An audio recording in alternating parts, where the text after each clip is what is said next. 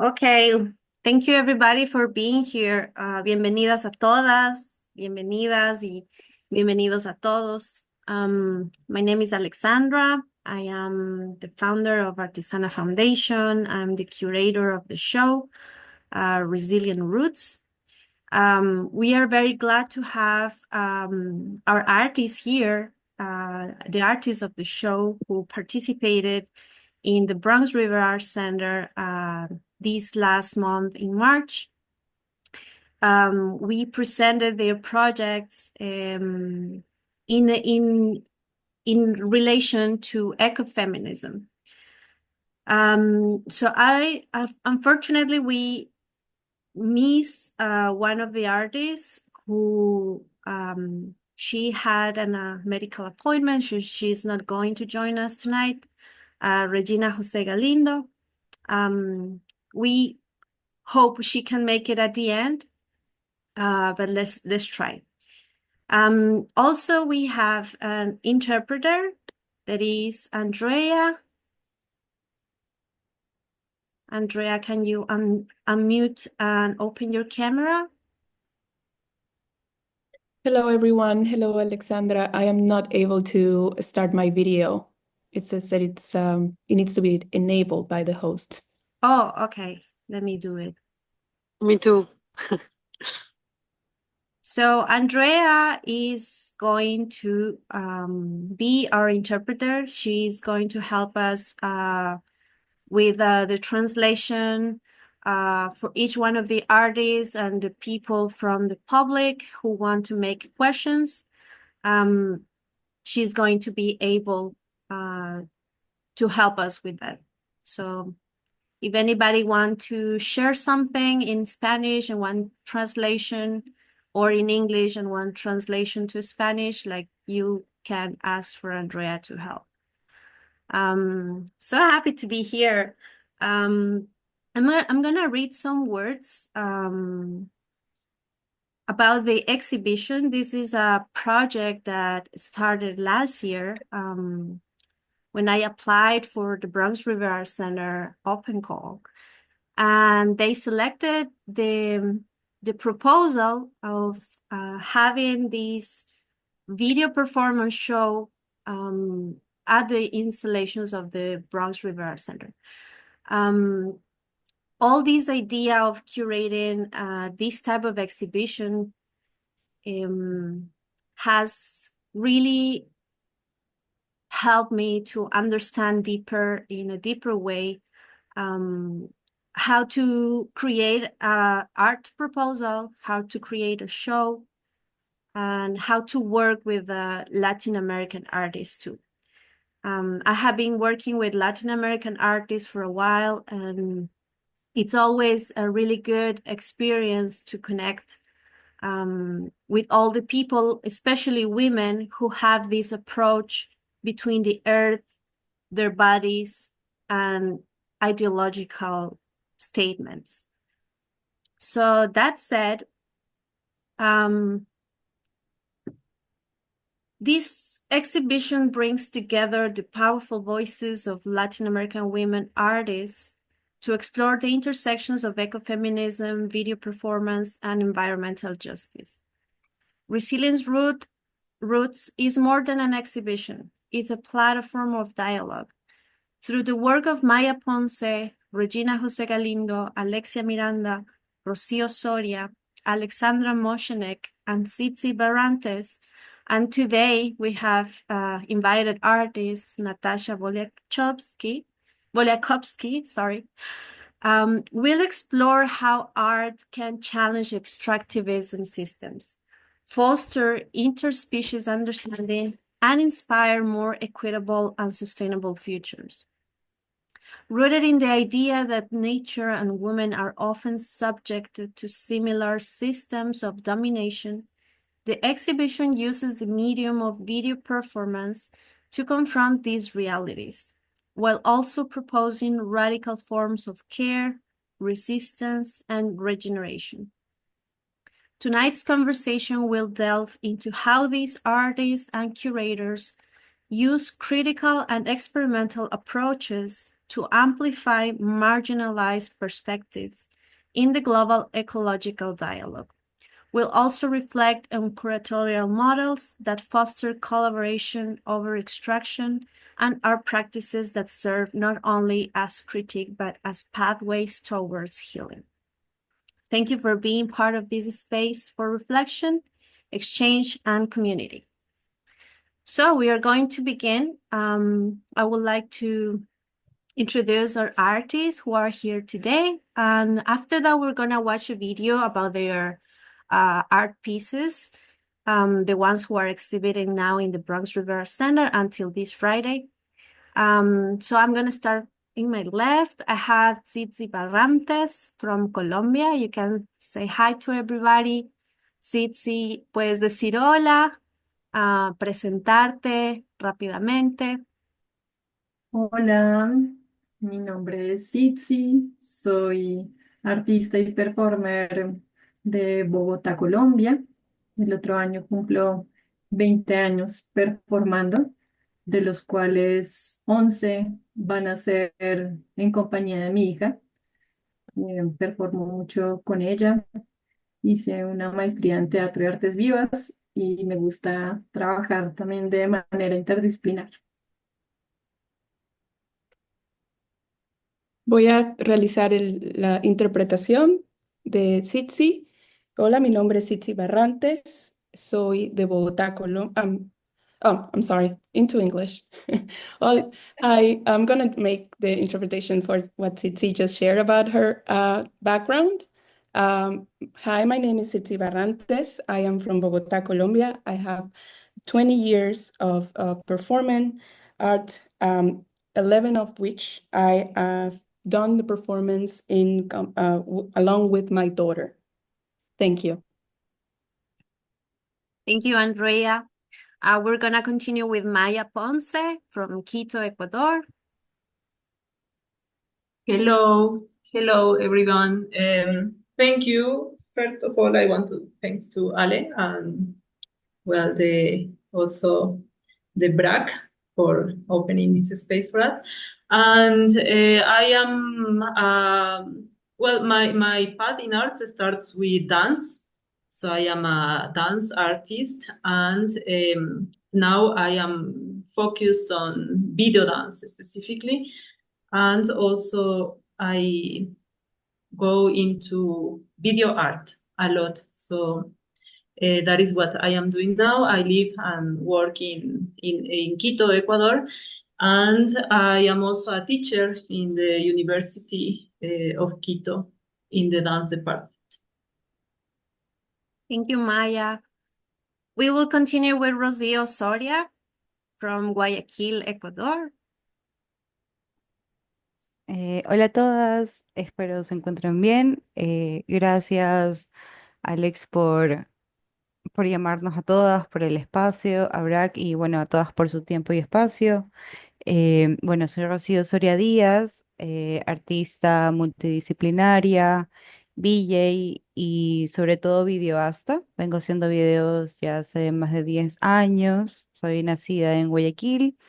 Y bueno, actualmente me interesa como el video performance y también como eh, la parte digital de espacios especulativos, digitales, virtuales.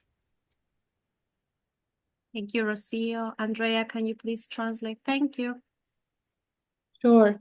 Hello, my name is Rocío Soria Diaz. Thank you so much, Alex and Brad, and everybody who is present. I am a multidisciplinary artist, a DJ, and a filmmaker. I was born in Guayaquil, and I'm interested in video performance. And por favor, Rocío, ¿podrías repetir la última parte? Digital. En especulaciones digitales y virtuales. I am interested in digital and virtual speculation. Thank you. Thank you so much. We continue with Alexia Miranda from El Salvador. Hola, Ale. Hi, everyone. Thank you for inviting me to this space. Well, I'm a performance artist from El Salvador, also work in multimedia and installation. I've been performing around 20 years also, and I do a lot of video art and video performance work, and that's it. Thank you so much. We continue with Ale Moshenek from Quito, Ecuador.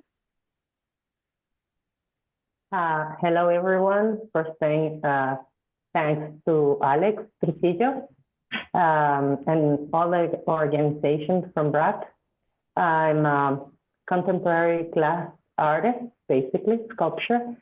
I work a lot with the interaction between different kinds of technologies with the glass, like Arduinos and sensors. I'm really looking forward that people think that glass is not fragile. So I try to break the idea of that, of how fragile or not is the glass. So that way, this is the first performance I have done in a video. So I'm really happy to be exploring new ways to communicate what I want to say and do in my art. Thank you, Ale. And today we have a special guest. She's Natacha Voliakovsky from Argentina. You can present yourself, Natacha, and thanks for being here today. Hola gente, hola a todas, qué bueno ver algunas caras conocidas. So, hi everyone, my name is Natacha Voliakovsky. I'm from Buenos Aires, Argentina. Now I'm living in New York. Actually, I'm in Washington Heights right now. And I'm a social justice performance artist. I come from the visual arts, so it's mainly performance art. And the majority of my work fights for the freedom of the sovereignty of the body. So thank you, everyone. Thank you, Natacha. Thank you, everyone. Unfortunately, Regina is not able to join us today for the presentation, but we have her in our hearts and in our minds during this moment. So we will continue with this session. I'm going to show some of the extracts of the video performances that are exhibited in the Bronx River Art Center at the moment. This is the 6 works that have been presented in this show. And after that, we will watch Natacha Voliakovsky video performance for today. And before that, I want to introduce Yannick from the Bronx River Art Center exhibitions. She just wrapped up in the final part of this project, and thanks to her to having us here today and for all the managing and help with the project. If you want to present yourself, you can do it too. Hi everyone. I'm so happy to see all your faces right now. Well, I don't know if you can see, but this is the gallery with all your videos. So wait, let me walk around just a little bit. Thank you. That's awesome. So, and 2 more on this wall. But your work is amazing. And I'm so happy to have joined on just in these past couple weeks to see everything and be part of this experience. So thank you. And I'm the gallery associate at BRAC. Thank you so much, Yannick. Yeah, we have also Maggie Greenfield, who is here. She is the director of the Bronx River Art Center. If you are able to say some words too, thank you, Maggie. Hi, everyone. It's such a pleasure to be with all of you all across Latin America. It's really a special gathering we have here. And I'm the interim executive director, so I want to really also call out our new executive director at the Bronx River Art Center. She just started last week, and her name is Alexia. So, Alexia, you want to come on and say hello if I think she's still on. Yeah, I'm here. I'm having the same experience that my video has been turned off. So I don't know if anybody can turn my video. There we go. Start my video. Nice. Hi. Okay. Lovely to meet you all. I'm here at the Bronx Bronx River Arts. I'm on day 5, so I am brand new in my position and really excited to get to know all of the artists and enjoy the last couple weeks of this exhibition, and really appreciate all of your time and energy and talent and contributions. So thank you, and for this beautiful program. Thank you so much, Akia, for your words. Okay, so now we're gonna watch our videos. I hope you all enjoy it. It's about 12 minutes, so just chill out and enjoy the show. Let's go for it.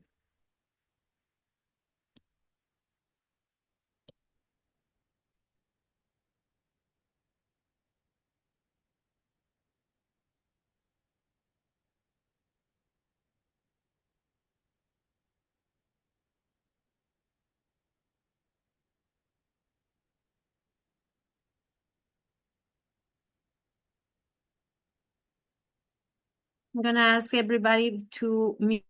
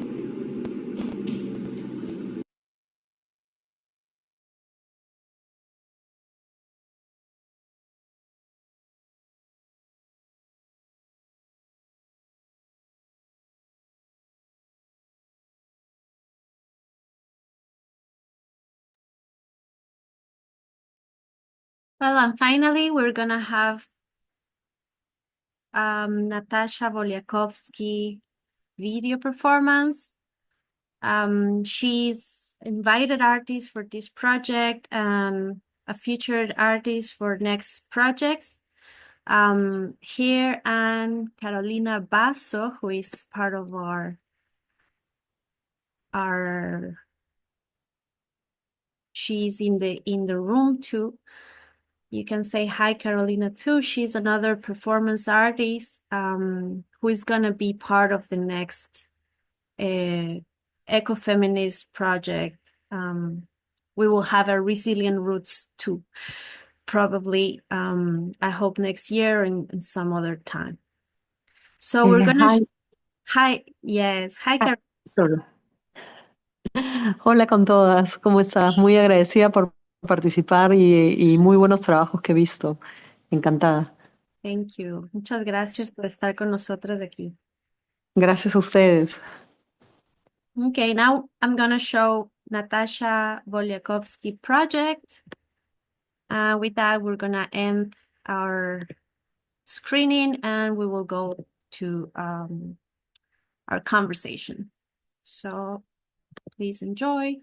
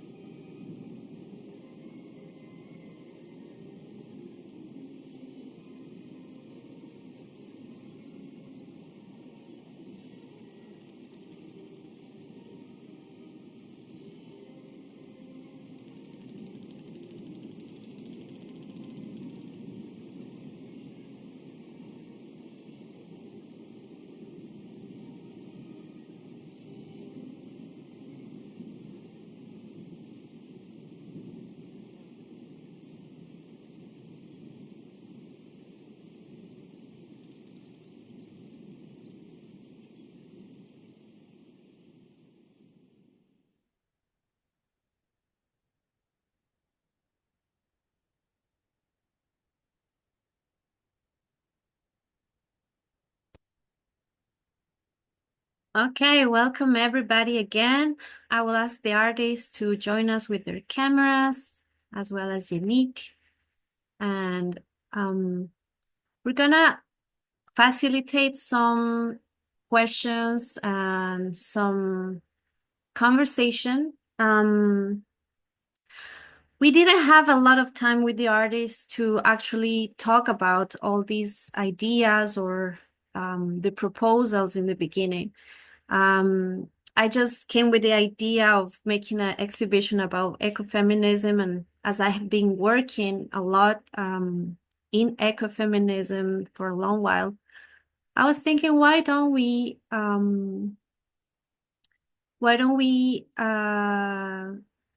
share some of these works in an exhibition that put together women, Latin American women, who can say something about what's going on in their territories, in their lives, in their bodies, and which kind of messages we expect to have from them. So in relation to that, the theme Resilient Roots brings to mind ideas of ancestry, memory, and survival.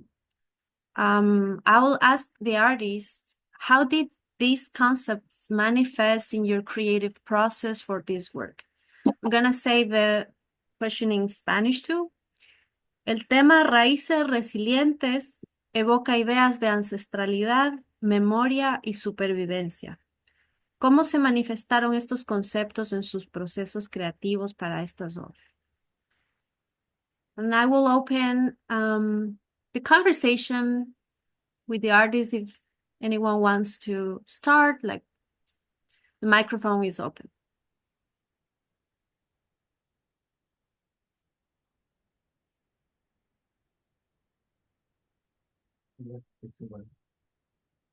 Hello. Ale? Yeah. I can begin. I'm normally the one that jumps in. Basically, I had been working before for many years about the women warriors in the history of my country in Ecuador, and how these sculptures were like these kinds of shields. And then I thought about, why do we as women have to be always thinking about shields to protect ourselves? So talking about territory is why my personal territory always has to be protected, shield. How to improve a little bit what happened around us,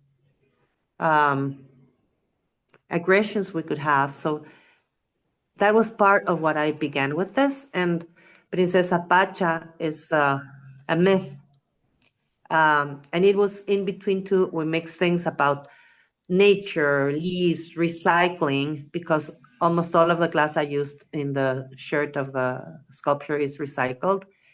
And the idea of re-empowering or having all the information of our ancestries going into this new woman that will fight and go and help the environment and help to. The sculpture has a heart that with Arduinos you could hear. It is when you have more water or less water. It was on a park in Belgium, so you could hear the heartbeat. So how important water is, and how much you could a person could live without water, how the heart is going to be like the base, la imagen. Sorry, I'm trying to do it in English so you don't have to translate. The image. I was going to be the soul. I was going to be the soul. Pushing for the young woman, I'm going to go in Spanish. Como nuestras ancestras nos ayudan y nos empujan para como empoderarnos y decir, ok, somos nosotros también las que vamos a proteger el agua, proteger nuestros bosques, y en países como mi país, proteger el agua significa también proteger las especies. Es un país que tiene una biodiversidad enorme y que cada día se ve la diferencia de las cosas que van pasando. Entonces, creo que fue una lindísima experiencia de poder encontrarnos, porque esto no fui sola. Parte del performance tuve la colaboración de Alex. Cómo danzar esto hace que sea más potente y más importante para para entregar esta presentación. Entonces, por ahí va parte de mi trabajo. No sé qué más quieren discutir, hablar sobre. Me encantaría preguntas.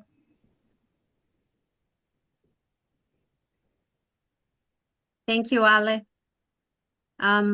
So she's talking a lot about the importance of preserving water, especially in a country like Ecuador, where we have a lot of problems in relation to mining and oil extraction. And part of her work is related to this idea of being connected with those kind of social fights. So I thank you very much, Ale, for your intervention. I don't know if anybody else in Spanish or English, we still have the translator, wants to continue with the conversation. Hola, ¿cómo están? Si quieren, puedo seguir. Y haciendo un poco ese puente entre lo que nos comparte Ale, de la extracción del agua y de esa desconexión, un poco de algo tan importante para sobrevivir.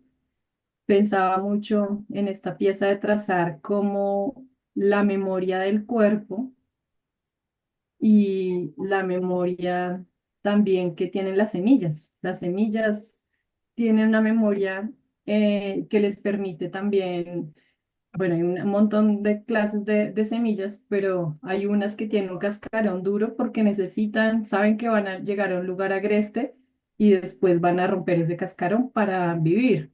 Entonces me pareció muy interesante cómo mi hija, desde muy pequeña, cuando empezó a representarse a sí misma, fue consciente de esa relación de que su cuerpo habitó otro cuerpo, y todas las representaciones que ven en el fondo de este video performance fueron hechas por ella, y las representaciones pues varían muchísimo dependiendo de la edad, pero todas tienen ese hilo en común, y es que ella se representó a sí misma en mi vientre, y el momento en el que hicimos el performance fue a sus 5 años, cuando empezó a representarse a sí misma cogidas de la mano o en otro tipo de experiencias, como definiéndose en esa identidad, como cuando un árbol deja caer su semilla y esa semilla va creciendo, y es un ser totalmente independiente, pero los micelios y todo eso está ahí, conectado de algún modo. Entonces, digamos que no lo quería dejar pasar, de esa importancia de saber de dónde venimos y cómo conectamos uno con otro. En este caso, pues la relación de que no solamente ella nació y yo no solo parí, sino es una cosa en conjunto. Y pues básicamente empezamos a pintar con mi sangre menstrual todos estos vientres y todos esos dibujos que ella había hecho durante 5 años. Gracias, Sipsi. Voy a Maybe proceder a traducir. Andrea, thank you. Yeah. Surely. So Tsitsi has just shared that, just bridging what Ale was sharing previously, it speaking about water's role is critical to survival. So it's bridging into that, the body keeps count and memory and reminds me of seeds and how it has a shell. that needs to be broken in order to grow. It also reminded me of how my daughter grew within me and how she represented herself in my womb within the video, within the performance we did together. We did the performance when she was 5 years old. Just like a tree, the drops its seeds, and some of the seeds fall on the ground. It also represents how the identity is within the seed when it is on the soil, on the ground. And Tsitsi also made a remark about when the relationship with her daughter about birthing is not only about delivery and birthing a baby, but it's also a joint collaboration that they had, a relationship between each other. Thank you. Thank you so much, Andrea and Tsitsi, for your intervention. Part of the idea of including a video performance related to maternity is that sometimes as artists we forget to include some like aspects of our lives in our work. Like as mothers, I think it's very important to show that in our work. So I chose Tsitsi artwork for this curation, especially because she shows in her piece this special connection with her daughter. And I think that is a theme that is very related to feminism, and at the end of the day to ecofeminism, because at the end of the day we are species, we are part of a human species, and reproduction, I think it's part of that. So we have a question from Maggie. Go ahead, Maggie. Yeah, thank you, everyone. And I just want to share that we are the Bronx River Art Center, and the Bronx River is itself a waterway that was long abused and neglected and forgotten. And it really has been generations of women who have brought it back. So I just wanted to share that to say I see this interesting reflection between your art and the way you're talking about water and motherhood and women in the very essence of what the Art Center is all about. So that's why it's been so meaningful to have your work displayed here. Thank you, Maggie. Thank you, Tsitsi. Alexia? About the questions you asked, in how our work fits in ancestrality, memory, and our survival, and listening to Tsitsi and the other artists talking, I think that in my case, my work dialogues with the need of establishing contact with a living creature. The piece I did during the pandemic, it was exactly during COVID times when touch was forbidden, when contact was forbidden, when ternura, how do you say, tenderness, tenderness was forbidden.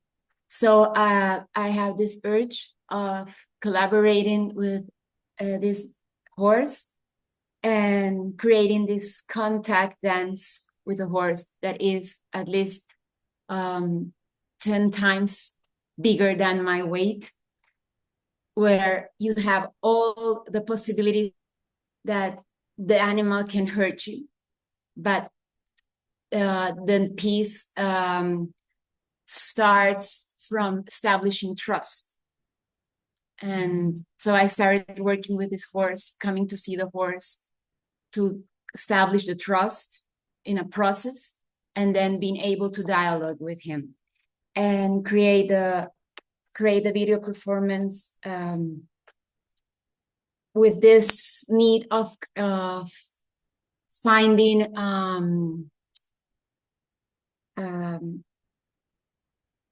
lineal way of communication with a living species, not necessarily a human species, but this not subordinated or this way that we're usually taught or since childhood, or we are usually accommodated in relationships from that we're used to have, like a control and a subordinated person that receives the order.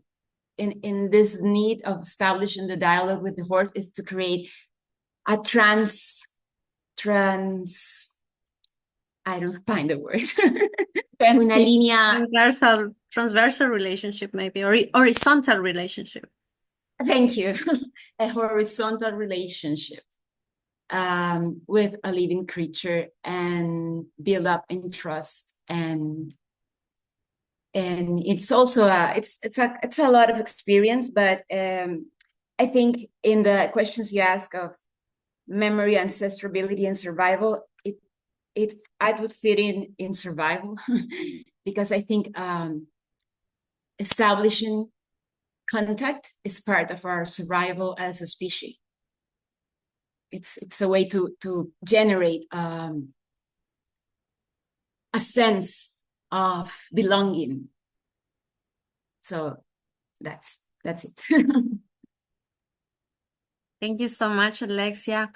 I think one of the most impactful parts of your work is exactly that, this horizontal relationship, interspecies relationship that you lead to have with the horse.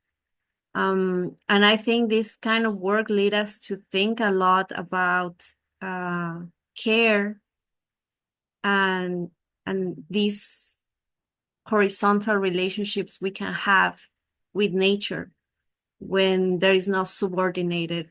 And that is a very important idea when we talk about decolonization. Also the colonization of the territories and the nature. So thank you. Thank you for that. I would like to continue with Maya, who is ready to talk about her work. Okay.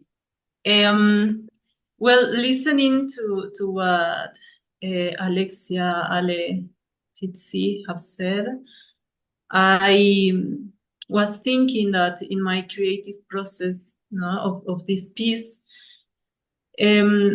well, my work is mainly focused on the interconnection, with the landscape specifically. And something that happened while we were filming was that I went in the morning to see to do a spotting of the space. So I see and I say, okay, I will record in here, no? Then when we went to record, the weather was like very sunny for like 5 minutes. Then it was very cloudy for another 15 minutes, and then was very sunny again. No? So in a context of filming, that is very problematic because you wish you have some control over the lighting or over the conditions. No, we were like, please don't rain, because I didn't have an umbrella to record or whatever. No, so this what Alexia is saying about the relation with the no human. No, I think in my case it's also part of that. Like okay, you are in there, but you have to play with the forces of nature. And so I record what I record, and then I was seated editing, saying, what I will do with this. I don't know how to put together all the material, because in here is sunny, then it's cloudy, then I don't know what to do, no? And it was also playing with that, uncontrollable. I don't know if that is a word, but kind of, where you don't have any control, no, with this, and it's like more, it's more like a dialogue between you, between who is in there. In this case, I mainly work with dancers. So the man that is in the video is a dancer. So a dialogue with him and a dialogue with, yes, it's a word, and a dialogue with the weather, with the landscape. So I find in that a relation with everything, no? With resilience, with ancestry, how you don't aim to control everything, how you accept also, no? Like we as civilization, let's say, have a kind of a need to control, a need to close, to be protected. And in a way, this idea of, okay, this is not, I cannot control this, I have to play with it, no? So I think in my case, speaking specifically about the creative process, I find that bond with these ideas.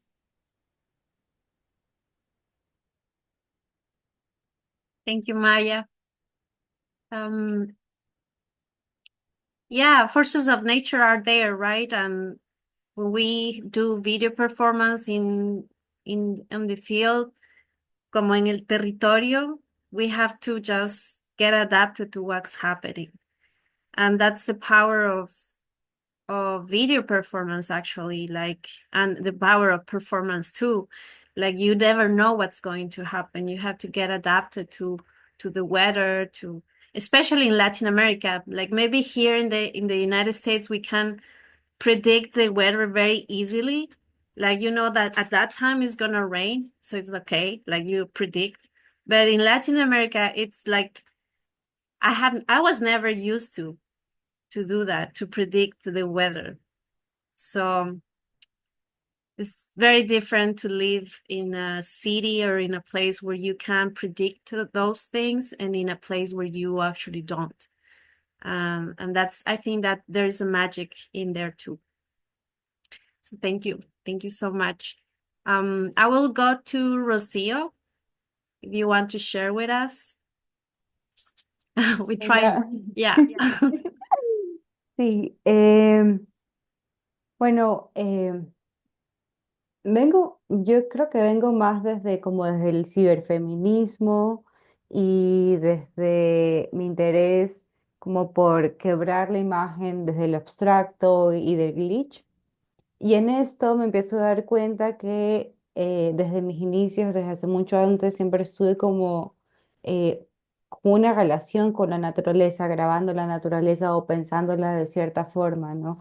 Que luego llegó un punto cuando empecé a vivir en Quito, tenía esta relación con este bosque de eucalipto, luego regreso a Guayaquil, donde vivo.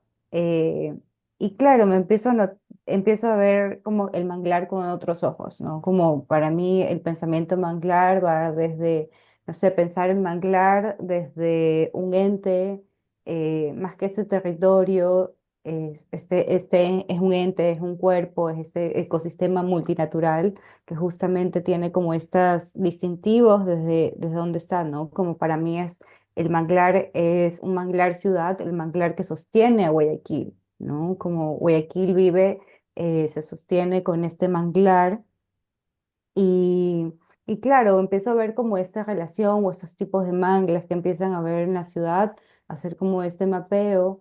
Y bueno, comienza esta investigación desde el 2022 y va teniendo como fases. Una de estas fases está de este manglar un poco ficcionario, también como pensarse este cyborg, ¿no? Como habla Donna Haraway, entre que las mujeres y la naturaleza o los ecosistemas son estos entes cyborgs.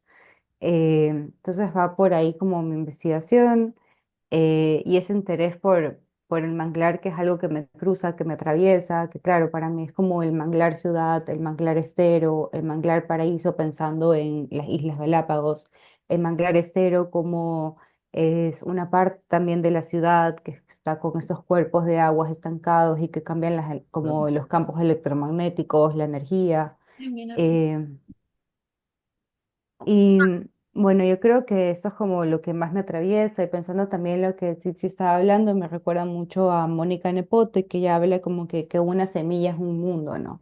Entonces, si pensamos en estas semillas, en estos mundos, me hace pensar muchísimo en el manglar y en estos tipos de manglares que hay, ¿no? Como el manglar rojo, que se encuentra mucho en Guayaquil, y si estás en las Islas Galápagos, encuentras el manglar blanco, el manglar negro.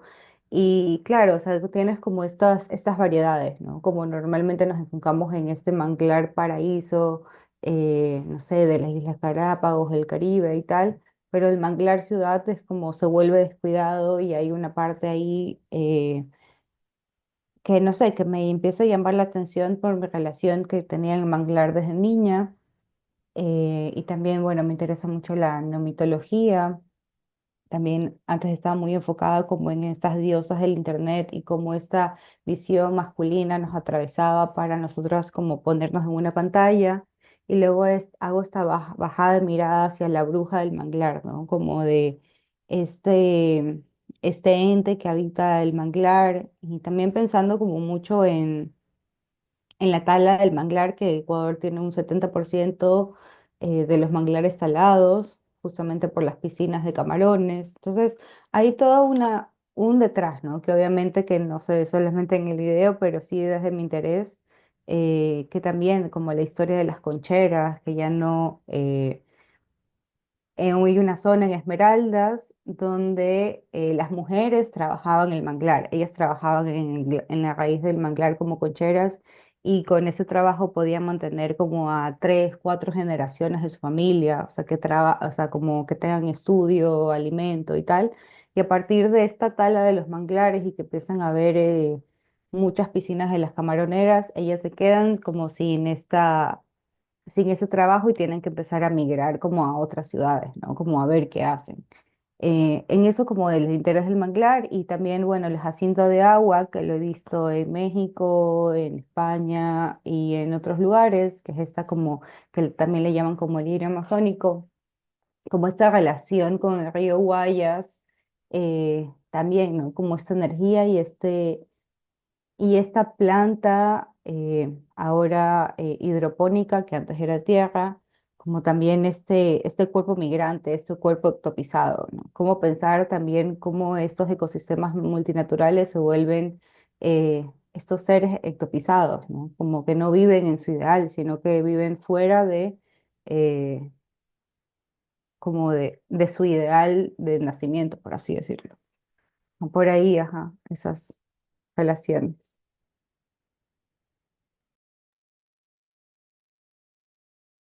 All right, here we go.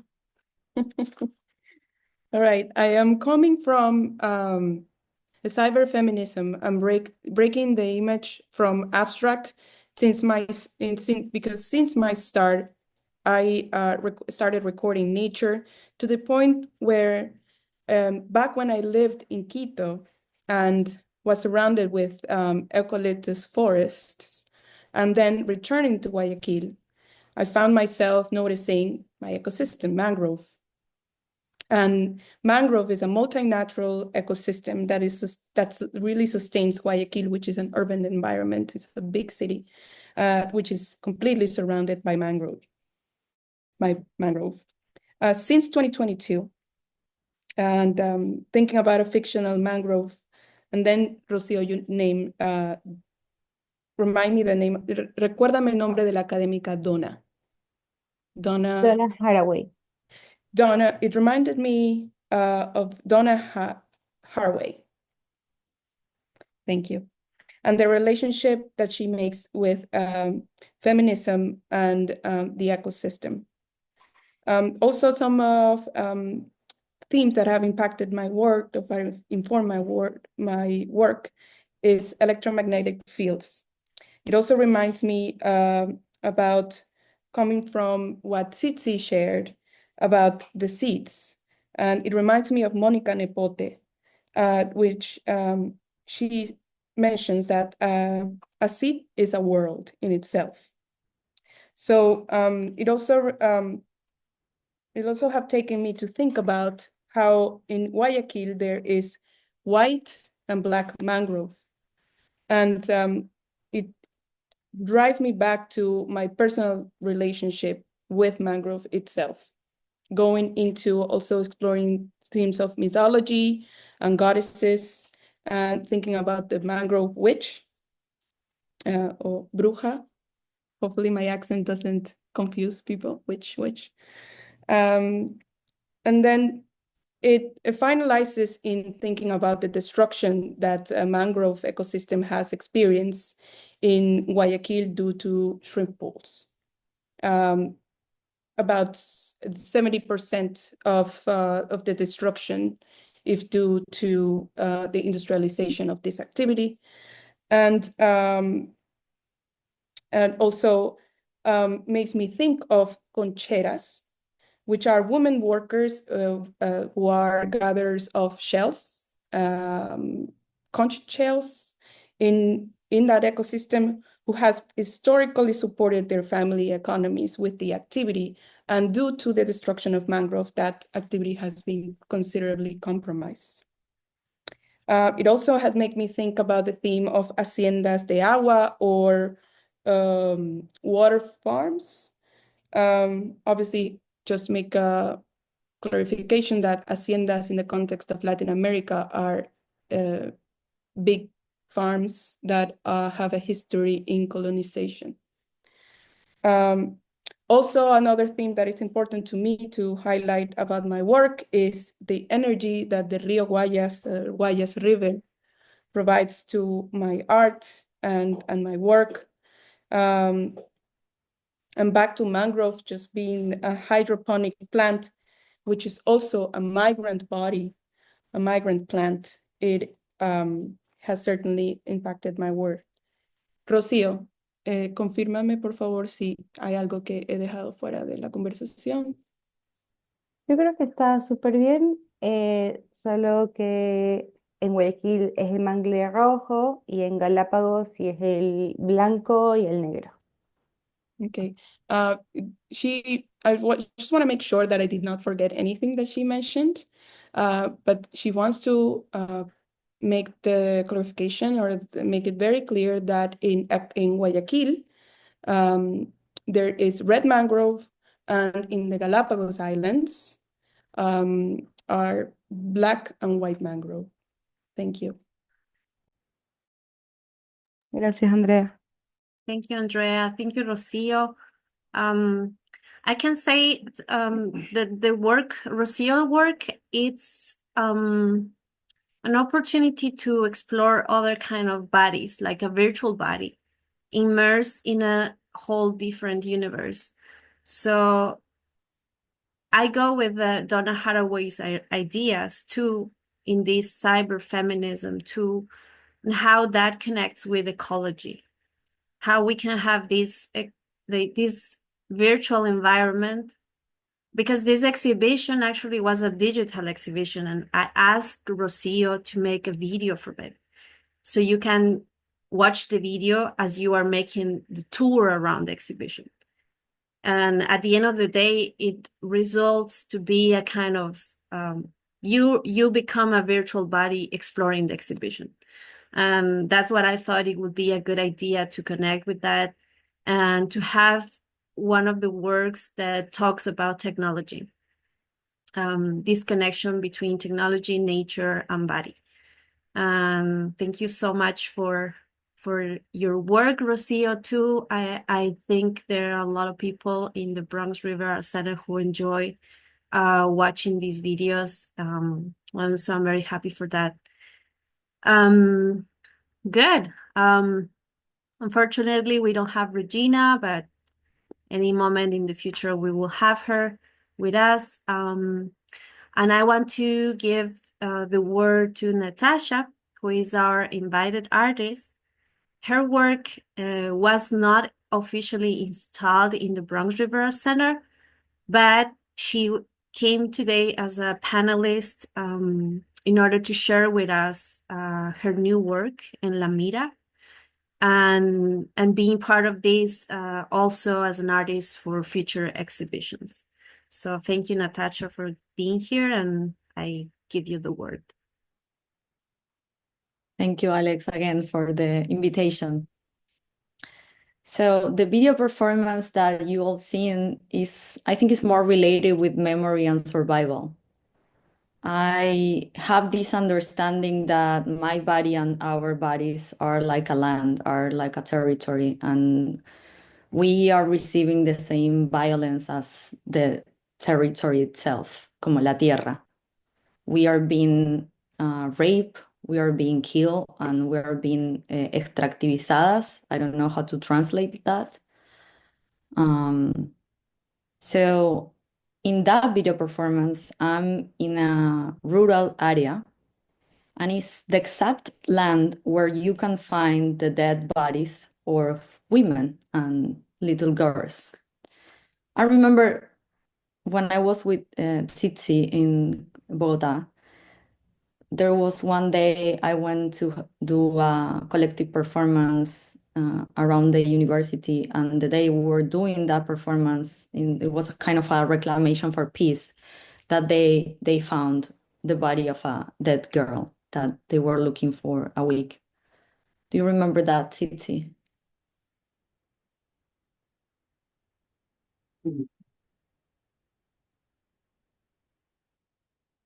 Sí, sí, tienes el micrófono apagado.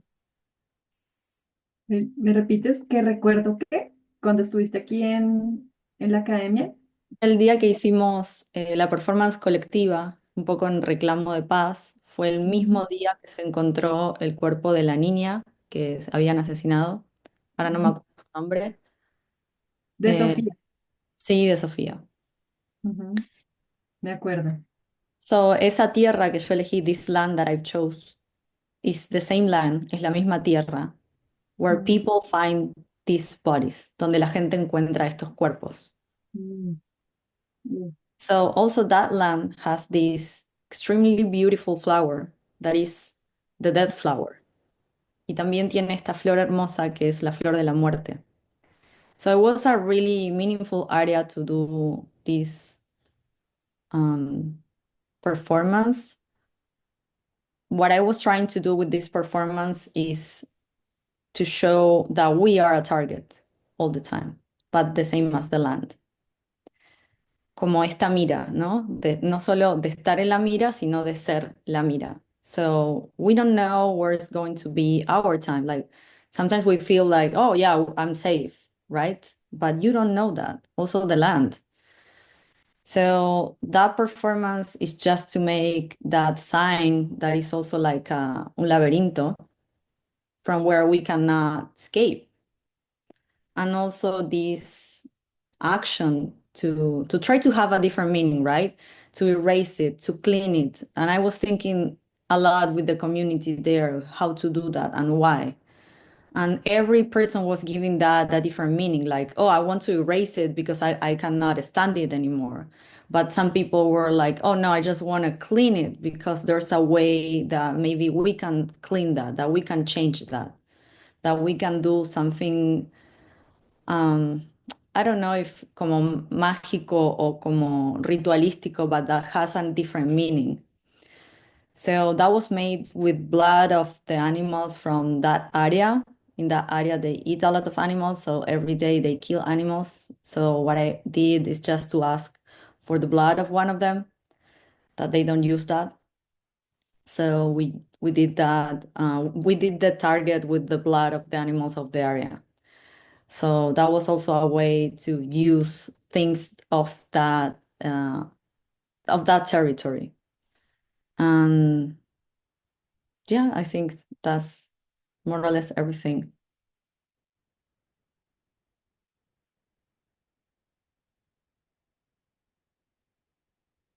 Thank you so much, Natacha. Certainly, this is a very urgent theme, and that's why it's so important to have your work in this panel, because it's not only the territories that are being extracted, it's also our bodies, it's also women who are being disappeared. There is a new case of a trans woman in Ecuador also who was disappeared recently.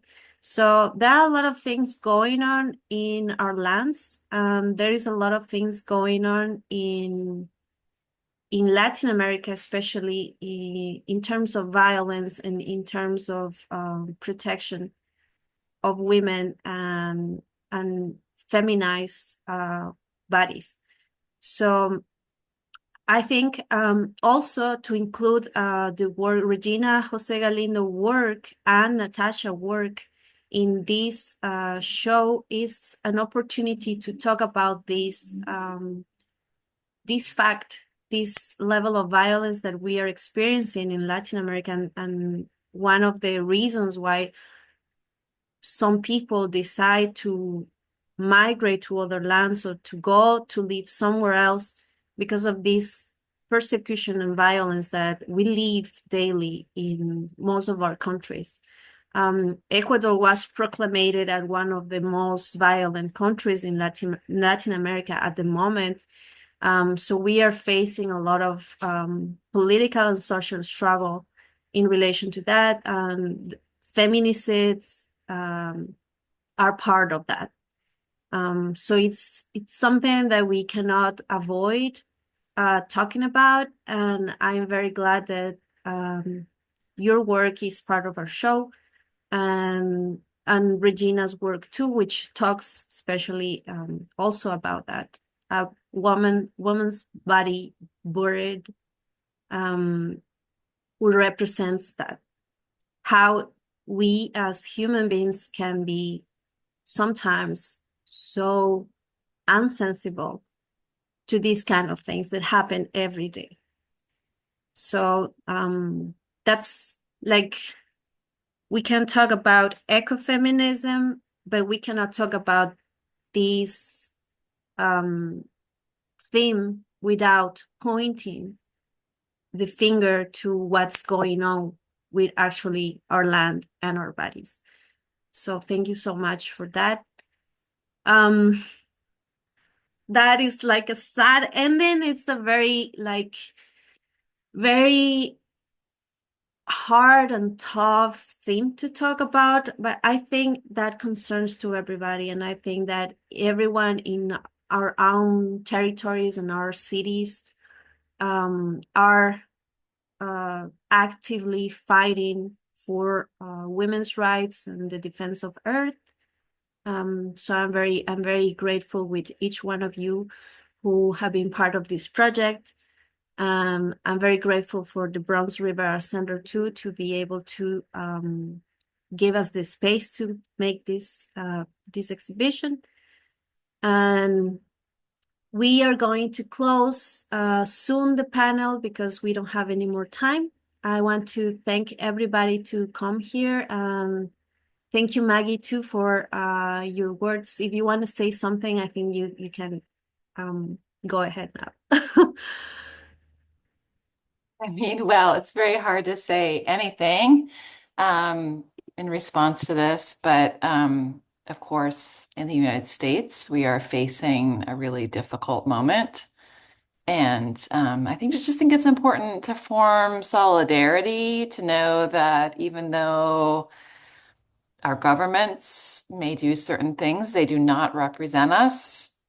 And there really is common cause between us across the lands and across the waters. So just invite you to come when you can to the Bronx and see us at the Bronx River Art Center. I wish I could go see all of you in your work. It's been really wonderful to have you at the center. Thank you. Thank you so much. Thank you, everybody. We will invite the people from the audience also to join us for our next projects in the Bronx River Center and the Artisanal Foundation. I am very grateful with everybody. For now, I will say bye. Thank you so much. Thank you, everyone. Gracias todas. Thank you, everyone. Gracias. Gracias. Gracias. Chao. Un gusto. Chao, chao. Bye. Muchas gracias, adiós. Chao.